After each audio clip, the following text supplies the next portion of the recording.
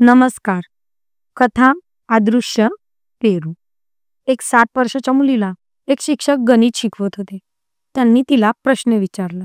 समजा मी तुला एक पेरू दिला, मग एक पेरू दिला आणि मग पुन्हा एक पेरू दिला, तर तुझ्यापाशी किती पेरू होतील? मुलीने काही काळ विचार केला आणि बोटे मोजत उत्तर दिले, 4 पेरू. शिक्षक आश्चर्यचकित झाले. त्यांना वाटले की मुलीने नीट ऐकले नसावे. म्हणून त्यांनी पुन्हा प्रश्न विचारला, बाळा, प्रश्न नीट ऐक. समज मी तुला एक पेरू दिला, मग एक पेरू दिला आणि पुन्हा एक पेरू दिला, तर तुझ्यापाशी किती पेरू होती? मुलगी शिक्षकांच्या आश्चर्यचकित चेहऱ्याकडे पाहत विचार करू लागली. मगाशी मी 4 उत्तर दिले. ते शिक्षक आश्चर्यचकित पडले. आता असे काय उत्तर द्यावे जेणेकरून ते खुश होतील? तिच्या डोक्यात असा विचार जरा सुद्धा स्पर्शून गेला नाही की खरे उत्तर द्यावे. तिला फक्त असे वाटत होते, आपल्या उत्तराने शिक्षक खुश झाले पाहिजे. ती पुन्हा बोटे मोजू लागली. पण तिने उत्तर दिले, सर, 4 पेरू माझ्याकडे असतील. आता शिक्षक निराश झाले व विचार करू लागले की या मुलीला बहुधा पेरू आवडत नसावे, म्हणून ती चुकीचे उत्तर देत आहे. त्यांनी प्रश्न बदलून विचारायचे ठरवले.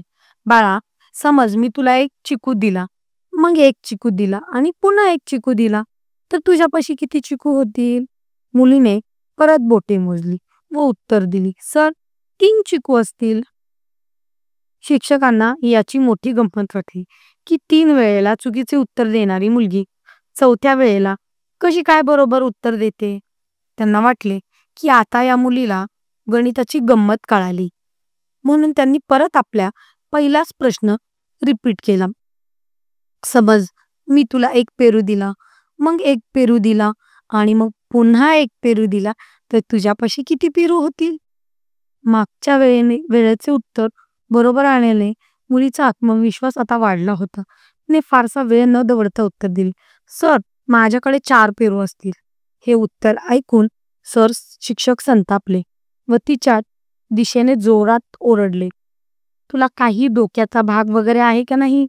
जरा मला पण सांग की 4 पेरू कसे होतील तुझ्याकडे? सरांना असे रागवलेले पाहून ती छोटीशी मुलगी रडू लागली.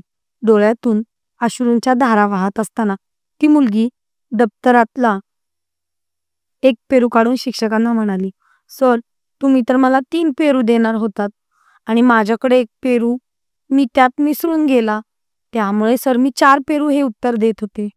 तात्पर्य, मित्रांनो, आपलेही असेच होते ना. बऱ्याचदा समोरच्याकडून जर अनुकूल प्रतिसाद आला नाही तर आपण संयम गमावून बसतो. पण त्याची बाजू काय आहे हे आपण कधीच समजून घेत नाही. त्याचाही त्या पाठीमागील तर्क, त्यावेळची परिस्थिती, तो ज्या संस्कृतीमध्ये वाढला आहे, ज्याचे संस्कार आपण कधीच विचार करत नाही ना, तेव्हा तर इथून पुढे कधीही जर आपल्या मनासारखा प्रतिसाद समोरच्याकडून आला नाही तर त्याचाही आपण विचार करायला हवा. कृपया त्याची पण बाजू समजून घ्या. काय सांगावे, त्याच्या जवळून असणारा तो छुपा पेरू आपल्यालाही दिसत नसेल कदाचित. धन्यवाद.